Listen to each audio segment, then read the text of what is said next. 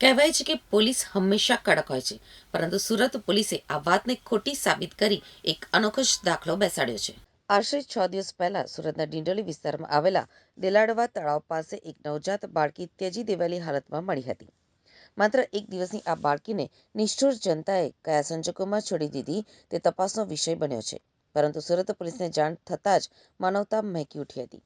ડિંડોલી પોલીસે તાત્કાલિક બાળકીને સારવાર માટે સ્મીમેર હોસ્પિટલમાં દાખલ કરી હતી. સામાન્ય રીતે આવા કિસ્સાઓમાં બાળકીને રિમાન્ડ હોમ મોકલી દેવામાં આવતી હોય છે, પરંતુ સુરત પોલીસ કમિશનર અનુપમસિંહ ગેહલોતે આ બાબતે સંવેદનશીલતા દાખવી છે. બાળકી આજે જ્યારે 6 દિવસની થઈ ત્યારે પોલીસ સ્ટેશનના પટાંગણમાં જ તેની નામાંકરણ વિધિ એટલે કે છઠ્ઠીનું આયોજન કરવામાં આવ્યું હતું. મુખ્ય અતિથિ પોલીસ કમિશનર અનુપમસિંહ ગેહલોતે પોતે જ ઉપસ્થિત રહી બાળકીને આશીર્વાદ આપ્યા હતા. ડિંડોલી પોલીસ મથકના પીઆઈ આરજે ચુડાસમા અને તેમની ટીમ 24 કલાક બાળકીની દેખરેખ રાખી રહી છે. હોસ્પિટલમાં 24 કલાક મહિલા પોલીસ કર્મીઓ તૈનાત છે, જેઓ બાળકીની માતાની ખોટ વર્તાવા દેતી નથી. નામાંકરણ વિધિ દરમિયાન ભાવુક દ્રશ્યો જોવા મળ્યા હતા. જે બાળકીનું આ દુનિયામાં કોઈ જ નહોતું, તેના માટે આજે ખાખી વર્દીઓ હાલરડા ગાતા અને ખુશીઓ માનવતા નજરે પડ્યા છે. પોલીસ કમિશનરે જણાવ્યું હતું કે લોકોની સુરક્ષાની સાથે સામાજિક જવાબદારી અદા કરવી એ પણ પોલીસની ફરજ છે. એક તરફ પોલીસ હસ્તીની સાર સંભાળ રાખી રહી છે, તો બીજી તરફ તે માસૂમ બાળકીને રઝળતી મૂકી જનાર તેની માતાની શોધખોળ પણ તેજ ગતિએ ચાલી રહી છે.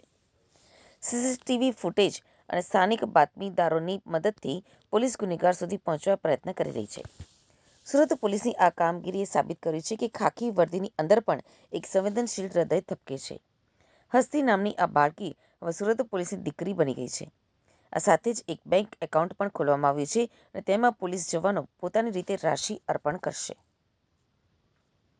આજથી 6 દિવસ પહેલાં ડિંડોલી પોલીસ સ્ટેશન સુરત શહેરના એના વિસ્તારમાં દેલાડવા ગામ આવે છે. ત્યાંથી સરપંચ શ્રી હાર્દિકભાઈ એના ફોન આવ્યા મારે પોલીસ પીઆઈ ઉપર કે તાલાબના પાડા ઉપર જો કોઈ એકદમ તાજા જન્મેલી દીકરીના કોઈ રાત્રે 10 વાગે જો મૂકીને જતા રહે છે. તાત્કાલિક પોલીસની ટીમ પહોંચી જોઈએ, અમારી પોલીસની ગાડી પહોંચી, સાથોસાથ 108ને બી અમે લોકો તુરંત મેસેજ કરી દીધા હતા. જ્યારે અમારા પોલીસ મહિલા અમારી અધિકારીઓ પહોંચી ત્યાં જોઈ કે એક દીકરી જો અને તુરંત તાજી જન્મેલી દીકરીને કોઈ મૂકીને જતા રહ્યા છે. રાત્રે 10 વાગે ખૂબ ઠંડ પણ હતી અને આમાં છતાં જો દીકરી હતી હસતી હતી તો એના સ્માઇલ જોઈને એના નામ બી અમે લોકો હસતી રાખ્યા અને તાત્કાલિક એના હોસ્પિટલ લઈ ગયા. હોસ્પિટલમાં એના સારવાર અને ચેકઅપ થયા એકદમ સંપૂર્ણ હેલ્ધી ડૉક્ટરશ્રી જણાવેલ કે હેલ્ધી દીકરી છે અને પછી તુરંત CWC જો સેન્ટર છે, ચાઇલ્ડ વેલફેર સેન્ટર છે કતારગામમાં, ત્યાં એના મૂકવામાં આવેલા છે. અને આજે 6ઠ્ઠા દિવસ છે એના, તો દીકરીના આજે નામકરણ અને છઠ્ઠીને પૂજન બી ડિંડોલી પોલીસ સ્ટેશનના પ્રાંગણમાં અમારા પોલીસ પરિવાર અને અમારા મીડિયાના મિત્રો અને અમારા જો નગરજનોના પ્રેઝન્સમાં કરવામાં આવેલા અને નામ પણ હસ્તી રાખવામાં આવે. અને કાયદાકીય રીતે જો પ્રક્રિયા કરવાની હોય છે આ અમે લોકો કરીએ છીએ. જો DNA લેવાના હતા બધા અમે આ પ્રક્રિયાના ભાગરૂપે અમે બધા કરીએ છીએ. સાથોસાથ આ દીકરીને સુંદર ભવિષ્ય રહે એના બી જો સરકારશ્રીને ધારાધોરણ મુજબ જો એડોપ્શન કાર્યવાહી થાય આ તો આગળની પ્રક્રિયાઓ છે. અત્યારે અમે લોકો એના નામ હસ્તીના નામે એક બેંક એકાઉન્ટ ખોલીએ છીએ અને આ એકાઉન્ટ બધા અમે લોકો પોલીસ ડિપાર્ટમેન્ટમાં તમામ નાના મોટા કર્મચારીઓ અધિકારીઓ એના બધા લોકો કન્ટ્રીબ્યુટ કરશે અને જ્યારે ફાઇનલી હસ્તીને જો નવા ઘર મળશે ત્યારે અમે લોકો એના સીટ પણ કરી દેવાના છે. આ એક બહુ સુંદર અમારા એક વાત કરીએ કે અમારી સમાજ છે, સમાજમાં દીકરીઓને સૌથી ज़्यादा મહત્વ હોય છે.